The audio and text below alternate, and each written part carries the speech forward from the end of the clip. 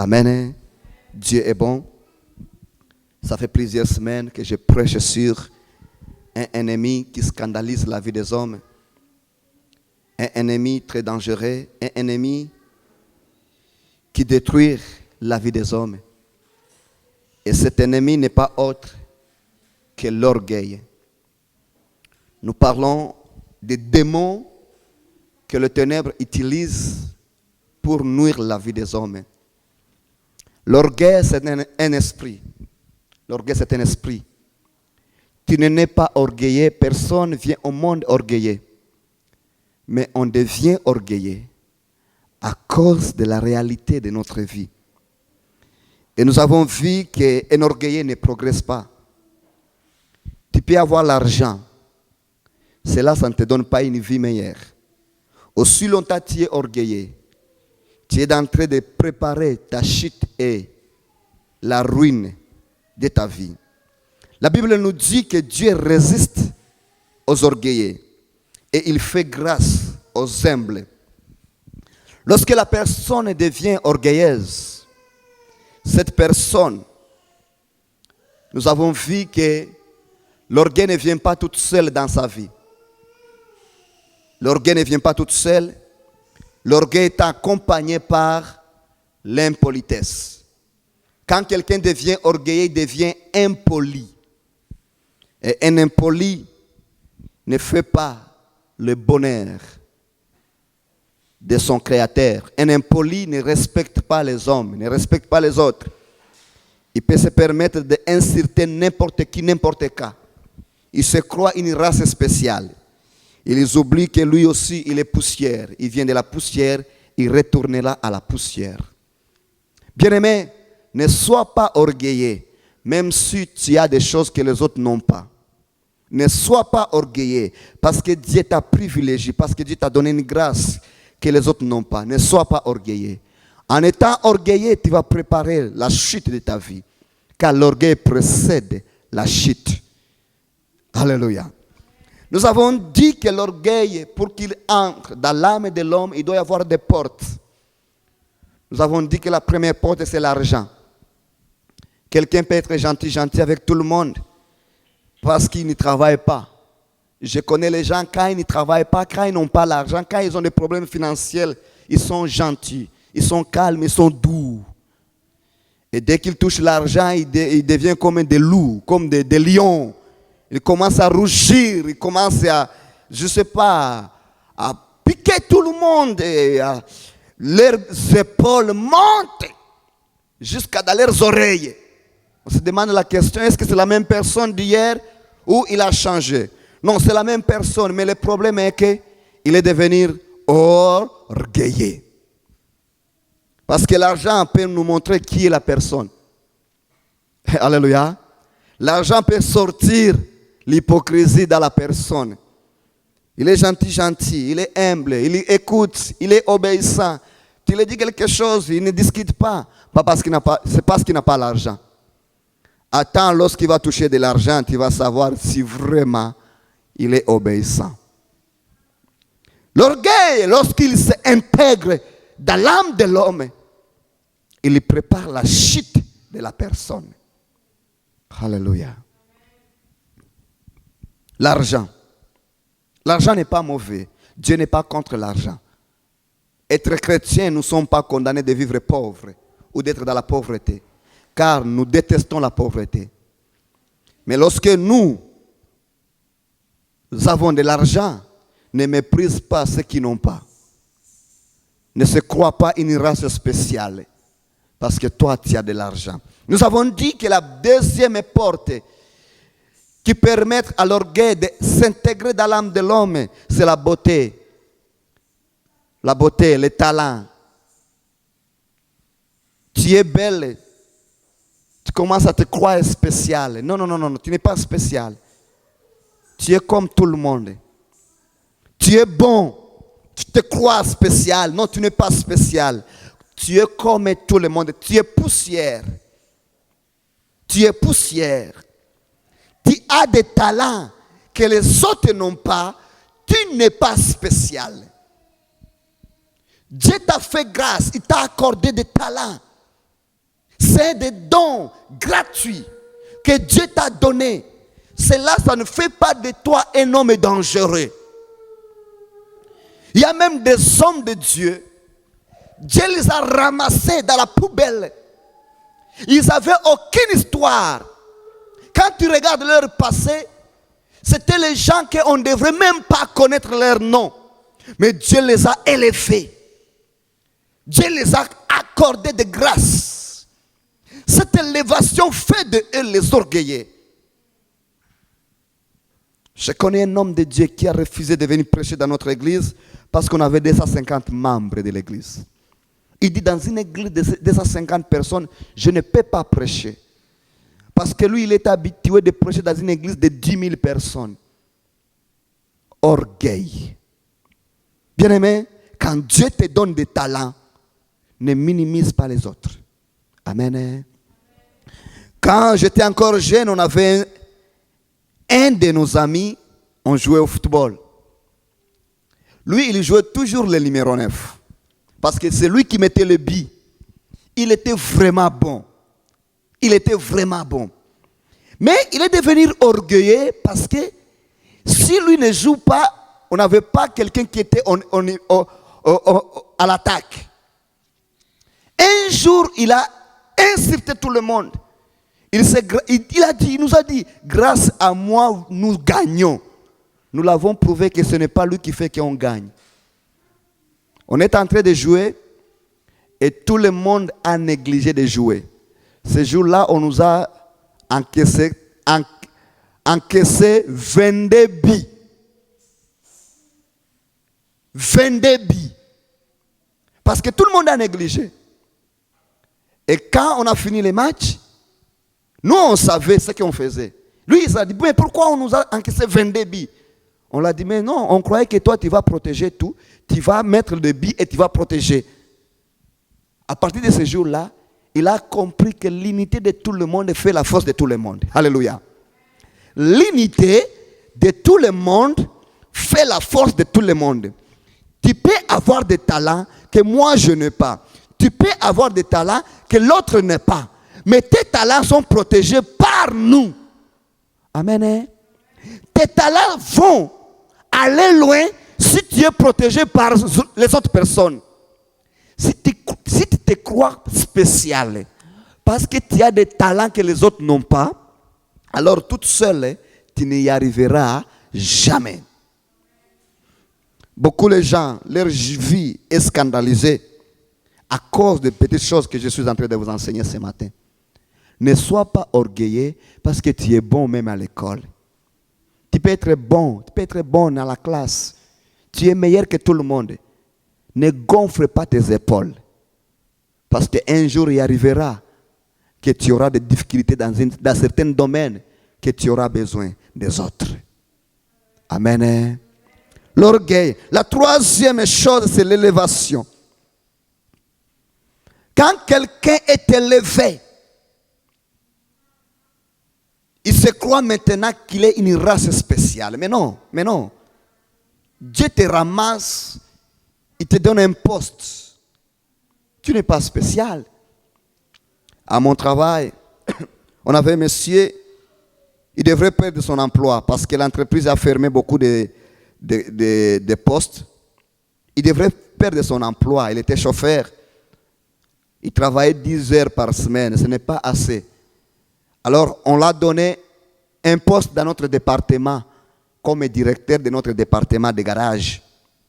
Il n'a pas fait même 6 mois. Il est devenu tellement orgueilleux, impoli. Il a changé des choses, il a obligé des choses, il citait tout le monde. Là, maintenant, il vient de faire un programme. Il voulait me pousser que je travaille dimanche. Moi, j'ai refusé, j'ai démissionné. À ma démission, la semaine passée, j'étais étonné. 4 personnes disent, comme Peter démissionne, nous aussi, nous changeons le poste. Et il y a 2 autres qui disent, ils vont démissionner. Alors, maintenant, on ne sait pas qu'est-ce qu'on va faire parce qu'il y a tellement de désordre et les gens vont partir parce qu'il y a seulement quelqu'un qui a été élevé d'être chauffeur au directeur. Il commence à mépriser tout le monde. l'élévation est une bonne chose. Mais si tu ne contrôles pas ton élévation, tu vas chuter. Amen. Si Dieu t'élève, ne te crois pas une race spéciale. Sache-le que c'est une grâce que Dieu te fait. La semaine avant de la semaine passée, nous avons commencé une partie de la richesse. Nous avons vu un homme riche. Il est devenu orgueilleux, arrogant à cause de son argent. Parce qu'il était riche. Il est devenu orgueilleux, arrogant et impoli. Il a méprisé David. Il a méprisé son père. À d'autres mots, il a méprisé David et il a insulté sa famille. L'argent peut faire que l'homme devienne orgueilleux. Et tout homme qui est riche, qui devient orgueilleux, c'est un homme qui finisse mal son histoire. Amen. Si Dieu t'accorde un moyen financier, que tes épaules ne gonflent pas. Parce que tu risques à être abattu. Seulement parce que toi tu es devenu arrogant. Il y a des choses que nous avons constatées dans sa vie. À cause de sa richesse, il est devenu ingrat. Il est devenu ingrat. L'ingratitude suit toujours des gens orgueilleux. David a fait une bonne chose pour lui. Mais lui, il a oublié ce qu'on a fait pour lui. À vrai dire, il n'a pas oublié le bienfait de David. Il n'a pas oublié. Simplement est que la personne orgueilleuse, c'est une personne qui n'aime pas faire du bien aux autres. C'est quelqu'un qui veut qu'on le fasse toujours du bien. Il veut qu'on parle de lui. Il veut qu'on se concentre sur lui. Il veut qu'on puisse pleurer pour lui. Excusez. Il veut que ses intérêts soient toujours protégés. Lorsqu'il s'agit que lui fasse de mêmes choses pour les autres, il trouve ça dur. Ça, c'est l'orgueil. Alléluia. Toi, tu veux qu'on fasse du bien pour toi. C'est bon. Ce n'est pas mauvais. Lorsqu'il s'agit que toi aussi, tu le fais pour les autres, tu trouves que c'est lourd, c'est dur, c'est compliqué, ce n'est pas facile. Ça, c'est l'orgueil. La Bible nous dit, tout ce que vous voulez que les hommes fassent pour vous, faites-le aussi pour eux. Car c'est la loi et les prophètes. Un homme orgueilleux, il veut que tout le monde lui fasse du bien. Mais lorsqu'il s'agit de son tour, son cœur est devenu comme une pierre. Un orgueilleux ne donne pas facilement. Amen. Nous avons vu que David, il a protégé le bien de Aman. Il a protégé ses troupeaux. Il a protégé ses serviteurs. Lorsque David avait besoin, cet homme a insulté David. Cet homme a insulté ses parents. Et finalement, David fut enflammé de la colère. Parce qu'il a dit, cet homme, je l'ai fait du bien. Je l'ai fait du bien. Maintenant, j'ai besoin qu'il me fasse aussi du bien. Mais cet homme est devenu ingrat. Ça, c'est le fruit de l'orgueil. Lisons un peu Job, chapitre 26, verset 12. Job 26. Nous allons voir quelque chose ici.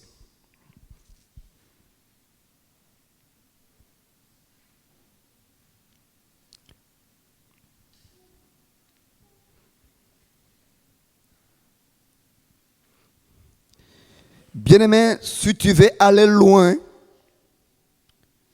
Job 26, verset 12. Si tu veux progresser dans la vie, sois humble. Tu avanceras. La Bible nous dit ceci. Par sa force, il soulève la mer. Ici, il s'agit de Dieu. Si tu lis des versets 1 jusqu'au 12, tu vas voir qu'on est en train de détailler ce que Dieu est capable de faire. Quand tu lis toutes ces choses-là, tu regardes et tu dis, qui pourrait être fou de contester Dieu? Parce que par sa force, il soulève la mer.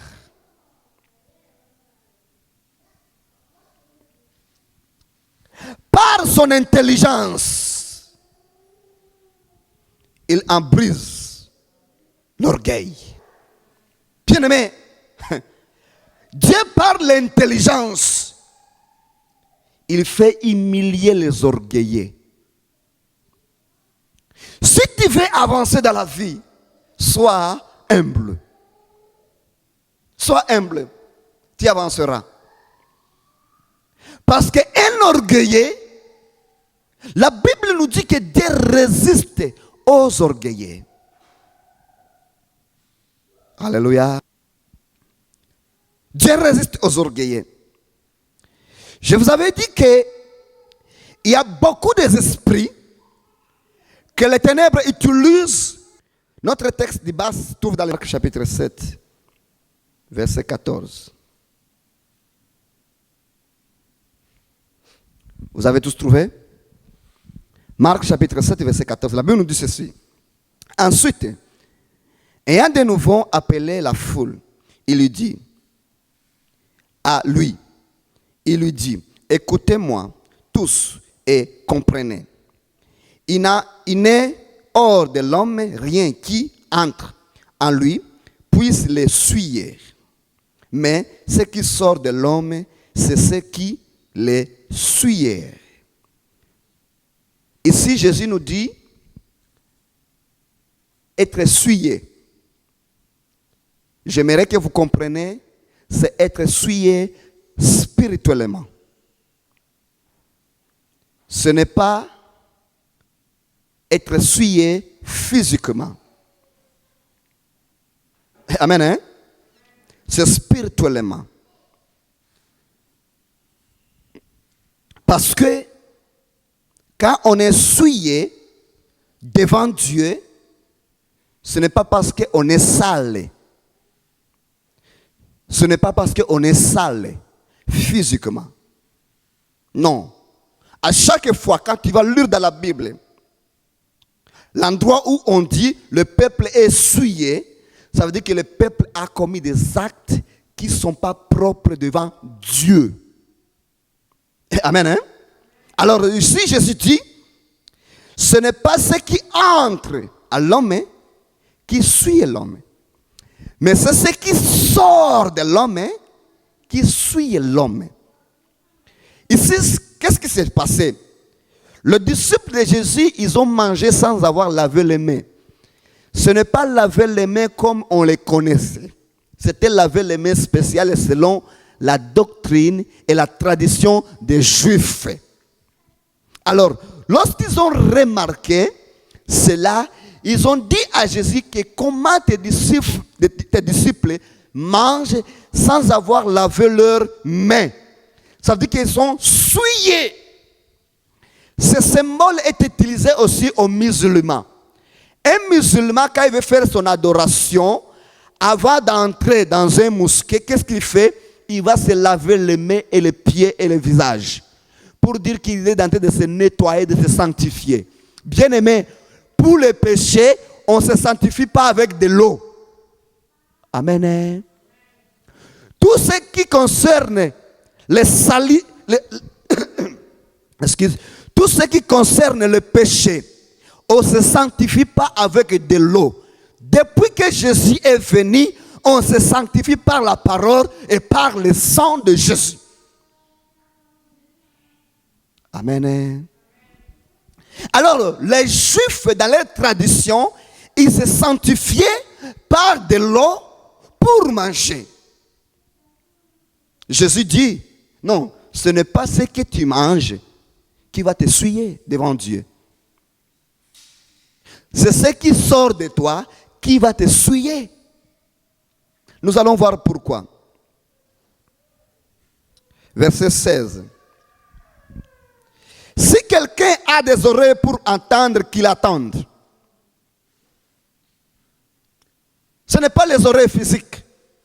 C'est les oreilles spirituelles pour décoder les mystères cachés de la parole de Dieu. Parce que quand Jésus parlait, les hommes ne comprenaient pas qu'il est en train de changer le temps. Le temps des matériels est fini. C'est maintenant le temps de l'esprit. Amen. Parce que Dieu de l'Ancien Testament, c'était un Dieu de matériel. Pour que tu sois pardonné, il faut tuer un animal. Pour que tu sois purifié, il faut te laver. Mais Jésus dit, je suis venu changer le temps. Ce n'est plus le temps des matériels, c'est le temps de l'esprit.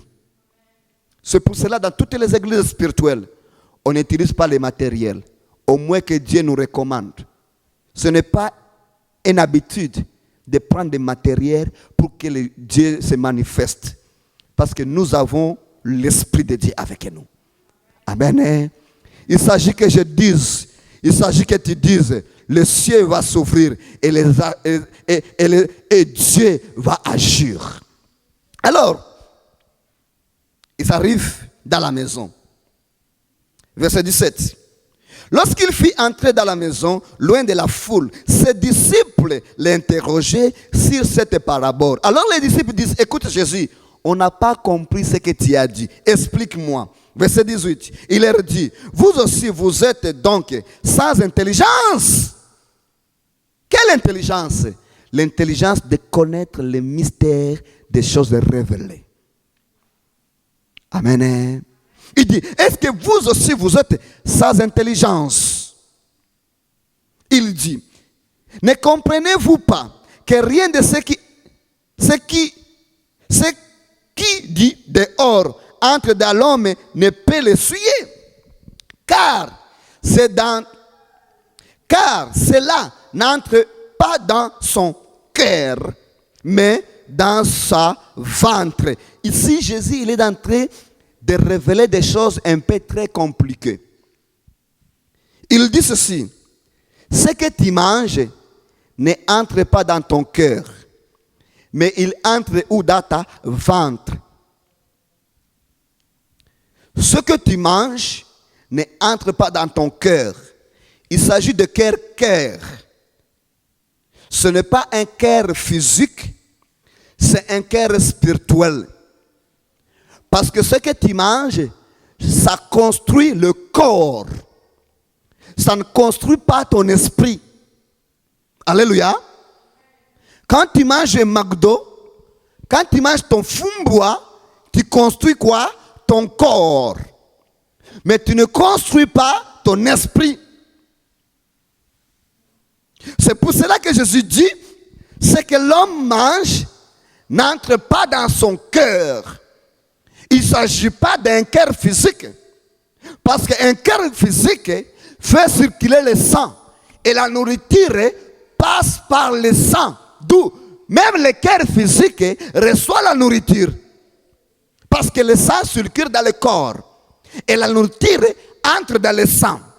Mais ici, Jésus parle d'un cœur qui réfléchisse. Un cœur qui parle. Un cœur qui fait des actes. Ce n'est pas un cœur physique, c'est un cœur spirituel. Amen. Il dit, verset 20, il dit encore, ce qui sort de l'homme, c'est ce qui le suit l'homme. Ce qui sort de l'homme, c'est ce qui suit l'homme. Ce que toi tu dis, ce que toi tu fais, c'est ce qui va te scandaliser. verset 21. Maintenant, Jésus commence à détailler les esprits qui entrent dans les âmes des hommes. Il dit ceci, verset 21. Car c'est du dedans, c'est du cœur de l'homme qui sortent les mauvaises pensées. C'est quel cœur? Ce n'est pas le cœur physique, c'est un cœur spirituel. Amen. C'est dans ce cœur-là d'où viennent les mauvaises pensées. Les pensées négatives.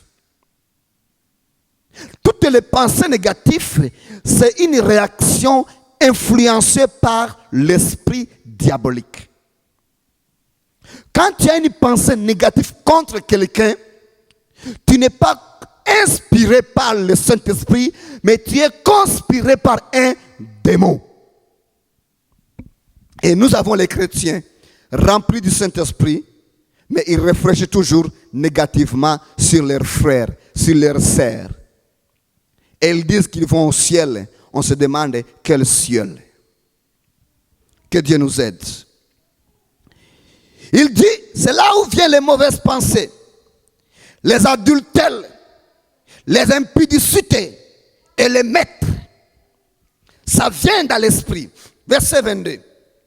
Les vols, les cupidités, les méchancetés, la fraude, les dérèglements, les regards envie, la calomnie, l'orgueil et la folie. Amen. Tout ça, ce que Jésus dit, ce sont les esprits. Si tu as un comportement de ce que Jésus dit, sachez-le que tu as un esprit qui pousse ton âme de faire ce qu'on vient de lire. L'adultère, c'est un esprit. Amen. Hein? L'impudicité, c'est un esprit. Le maître, c'est un esprit. La méchanceté, c'est un esprit. Ici, Jésus est en train de nous détailler des choses qui sortent dans le cœur, mais pas un cœur physique, un cœur spirituel. Et nous trouvons parmi ces esprits l'orgueil aussi. Alors, si tu es orgueilleux, sache-le bien que tu as un maître du ténèbre qui règne sur ton âme. Et le but de ce maître, c'est scandaliser un jour ta vie. Alléluia. C'est scandaliser ta vie. Voyons maintenant ce que Dieu fait avec des riches ou des grands. Parce qu'on est en train de parler de l'orgueil qui vient dans l'âme de l'homme parce que l'homme est devenu riche. L'orgueil. Psaume chapitre 60, 76, versets 12 à 13. Psaume 76, versets 12 à 13. Bien-aimé, peu importe la grâce que Dieu te fait, ne sois pas orgueilleux. Ne sois pas arrogant. Ne sois pas impoli. Parce que cela prépare ta ruine et ta chute. C'est un esprit. L'orgueil, c'est un esprit. Nous avons même ceux qui prêchent l'évangile, mais orgueilleux.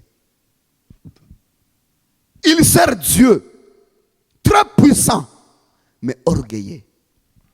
Demandez-moi quel esprit qui est en eux. Je te dirai, quand Satan trouve que tu as déraillé, il récupère, il t'amène dans le même niveau que Dieu t'a mené. Et puis au final, il te fait couler par terre. Amen. Quand Saoul a perdu l'esprit de Dieu, un démon est entré dans son âme. Il a même prophétisé avec un démon. Mais un jour, sa tête fut coupée.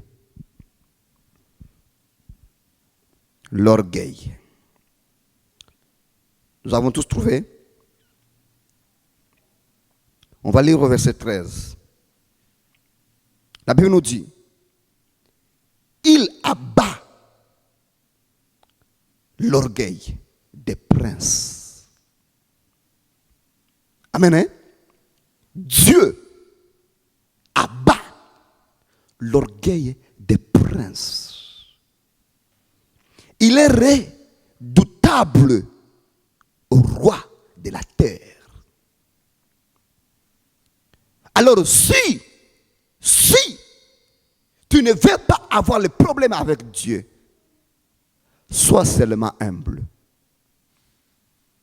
Même si quelque part quelqu'un peut t'humilier parce que toi tu es humble, Dieu t'élèvera. Amen.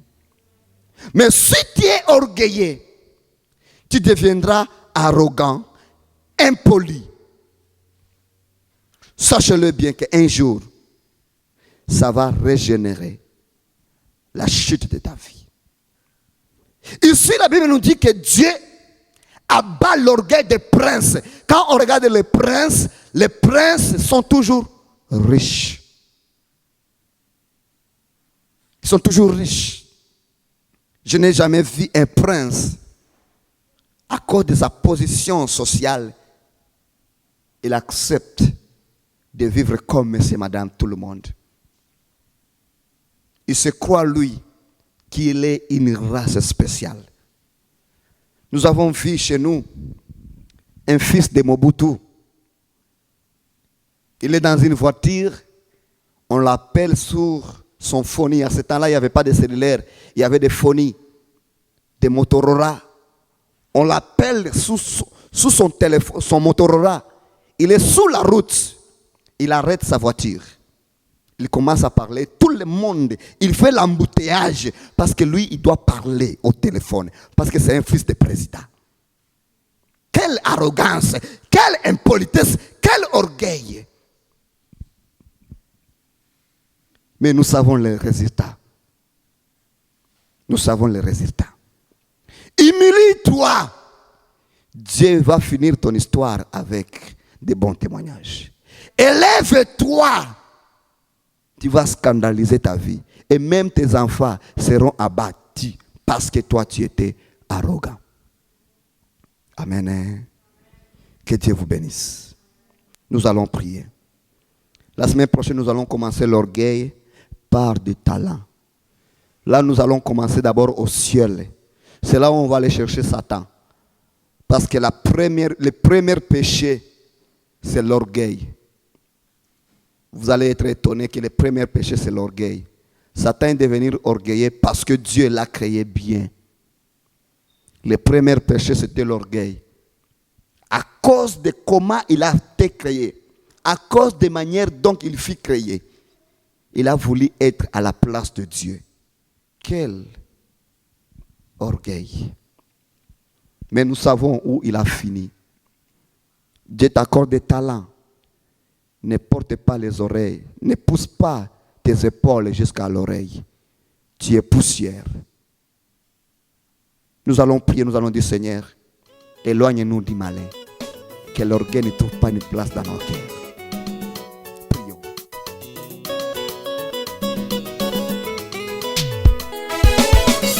Écoutez-moi ça. Et que vive Yahushua HaMashiach. Le père des orphelins et le mari des veuves. C'est lui le consolateur des âmes attristées. Mama liboso kufa tikelaka nga bandako te. Mama liboso kufa tikelaka nga mituka te o. Liboso akata motema maloba tikelaka nga ye. Mwana kanga mase na masila ye. Héritage yango yo e. Mama keye mama. Angai ngai ye. Soki atikaka bandako me bandako basuye. soki atikaka mituka me fami na ye babotoli, kasi héritage atikelanga bakoki kobotola ngai te o. Baninga se komona masiya ye bakoma na motema ye nzolele oye mama.